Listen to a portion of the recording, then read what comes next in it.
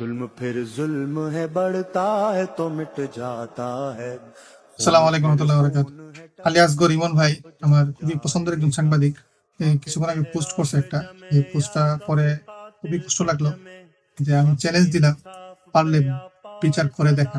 কি বিষয় লেখছে উনি, এই যে নরসিংদীতে একটা ঘটনা ঘটেছে, 15 বছর একটা বাচ্চাকে ধর্ষণ করা হয়েছে। আমাদের দেশে ধর্ষণের ঘটনা অনেকগুলাই ঘটে, এটা একটু বেশি বেদনাদায়ক কষ্টদায়ক। এই জন্য আমি আপনাদেরকে পোস্টটা পড়ে শোনাই। 15 বছর একটা বাচ্চা মেয়েকে ধর্ষণ করা হয়েছে 2 সপ্তাহ আগে। থানায় মামলা করতে দেওয়া হয়নি। স্থানীয় মেম্বার মীমাংসা করে দেয় তার মতো করে। এরপরও উত্ত্যক্ত করা হতে থাকে মেয়েটাকে। যান বাঁচাতে তাকে দূরে আত্মীয়দের বাসায় রেখে আসার সিদ্ধান্ত নেই তার বাবা মা।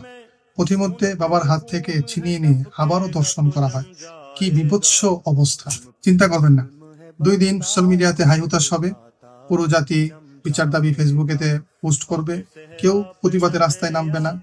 অন্যের মায়া মরছে তো তাতে আমার কি, আপনার যেদিন মরবে সেদিন কেউ কেউ এই অবস্থাই করবে, এই কথাগুলোই বলবে। লাস্টে উনি যে কথাটা বলেন, চ্যালেঞ্জ দিলাম, বিচার করে দেখেন। আসলে আমাদের শাসন ব্যবস্থা, আমাদের দেশের অবস্থা এবং আমাদের আইনগত কাঠামো এতটাই দুর্বল যে একটা মেয়েকে প্রথমবার দর্শন করার পরে তার বিচার হয় নাই, থানায় মামলা করতে দেওয়া হয় নাই।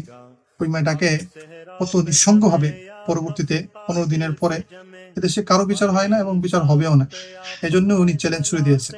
আপনারা আপনাদের মতামত জানাতে পারেন। तेरे बेदाद पे आला शय बिस्मिल पे जमे, खून फिर खून है टपकेगा तो जम जाएगा। जुल्म फिर जुल्म है बढ़ता है तो मिट जाता है।